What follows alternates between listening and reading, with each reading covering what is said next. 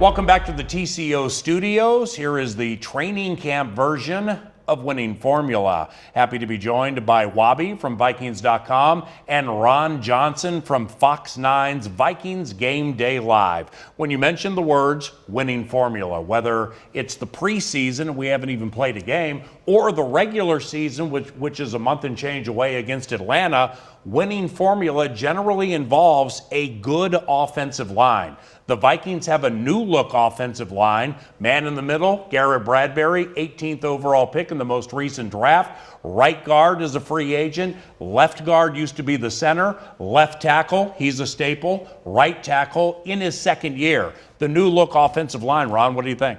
Well, I think the one key is that they're going to be able to run the zone run offense. And so with these guys, they're not huge in stature. When you're looking at O'Neal, you're talking about Bradbury at 300 pounds. You're talking about Elflein at 300 pounds. But the biggest key of that group, everybody kept talking about, does he play offensive line whenever they would pick up a player or who they're going to draft? Well, they got Bradbury and they brought in Klein. And Elflein actually played 75% of his college plays were at offensive guard. Right. So he is a natural born guard. He was one that considered a top 6 to 7 pick as a guard coming into his junior year.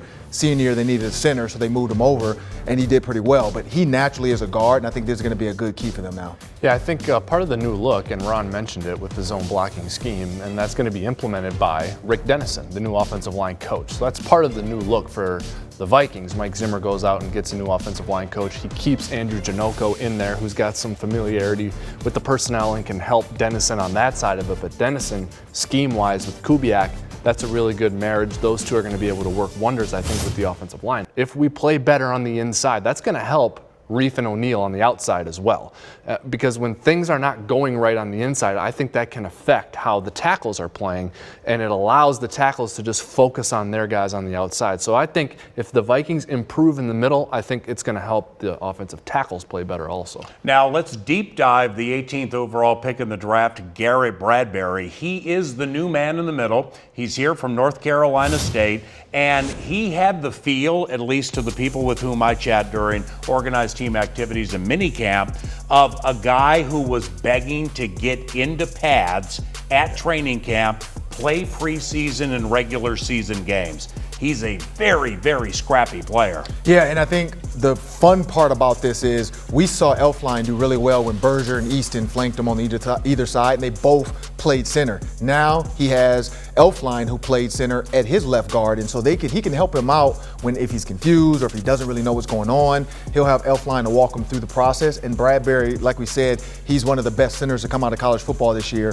So I think they're going to work well together. Yeah, I mean, Ron said it. He's the best center in college football last year. The Vikings got the best player at his position with the 18th overall pick, and it was at a position of need for them. So, you know, it looks like it's a home run pick for the Vikings. We haven't played any games yet. So now where you're really going to want to watch Bradbury, I don't think there's any concerns about his fit in the scheme and the run blocking. When he's got to pass protect, how does that go? Yep. And he gets a lot of practice against a good pass rush here in Minnesota every single day, but I'm going to be curious to see how that looks in the preseason. Anthony Barr, welcome back. We thought you were gone for a minute, but you're back. He flipped the Jets and came back to the purple and gold. This was a key piece to getting this guy back. I mean, he was almost a Jet. He was like, I think he actually signed or told the Jets, I'm coming, and then had, that fear of I don't really want to leave Kendricks and this team and what we've built. And I think that's the key to him, that's a weight off of his shoulders. Yeah. I think last year we were talking about he's not here and he's thinking about signing an insurance policy in case he gets hurt. Now he has the guaranteed money. Now they can unleash him. They can put him in different sets and sub packages, and he wants to go after the quarterback. Now I think they'll let him do a little bit more of that inside, coming through the A gap, and then in third long, I want to see him at DN. Move Ev down inside, let Ev go against some guards and centers, and let Anthony Barr play DN. So I think there's a lot they can do with this guy. It was a transformational moment for the Vikings in the offseason when Barr came back, because if he doesn't come back, you would have had half the people banging the table for an offensive lineman to be the first-round selection. Yep. Then you would have the other half saying, no, we need a pass rusher. Yep. We need an outside linebacker. We got to replace Barr. So Barr coming back kept continuity for the defense, but it also allowed the Vikings to have no second guessing at all about going all in on the offensive line in the first round with Garrett Bradbury. From the defense back to the offense, we are scouting Stefanski. 14 years with the Minnesota Vikings, started out as Brad Childress's right-hand man. From Darrell Bevell through Bill Musgrave, Norv Turner, Pat Shurmur, John DeFilippo, Kevin Stefanski has learned a lot as an offensive mind with the Minnesota Vikings. He's now the offensive coordinator. The advisor, Gary Kubiak, won Super Bowl 50 as a head coach of the Denver Broncos. As a player and coach, he's been to 7 Super Bowls.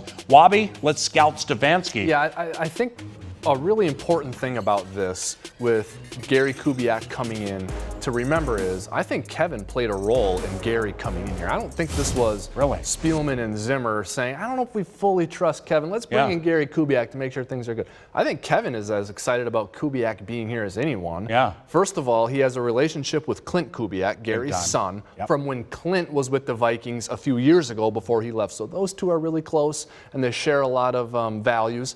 And then you bring in Gary, who's got an unbelievable track record in the NFL as a backup quarterback, a quarterback in the league, and then as a coach. He's won a Super Bowl as a coach. So, and then more than just the scheme and the X's and O's and the run and the play action, I mean, Mike Zimmer can go to Gary Kubiak's office and say, Gary, I got this problem with this player, or I got this problem with this scheduling quirk.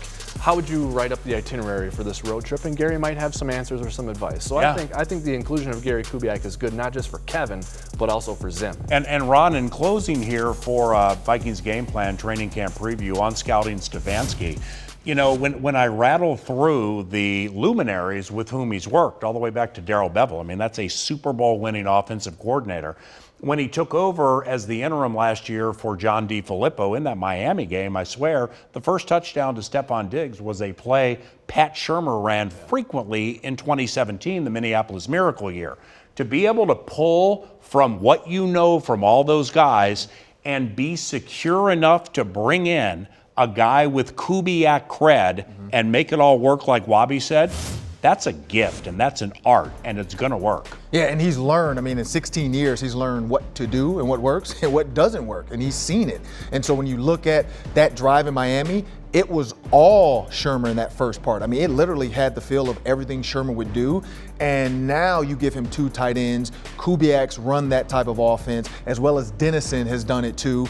That group of guys right there alone can understand how to make the run work to pass and then how to make the pass work to run. And so it's not going to be a vanilla offense. It's not going to be an offense you can figure out because in 12 personnel, Irv Smith can be your third receiver. And I think he's going to get a lot of reps in the slot and they can use him in that package. So I think the world is theirs right now as far as constructing what this offense is going to look like. In the next 4 preseason games, we'll see it. Can you tell we're excited? Hopefully you're excited too. The next time you see us with the winning formula, we will be prepping you for preseason game number 1 at Teddy Bridgewater, Marcus Sherrills, and the New Orleans Saints. Can't wait. For Wobby and Ron Johnson and everybody with the Vikings Entertainment Network, I'm Paul Allen from the TCO Studios. That's Vikings Game Plan.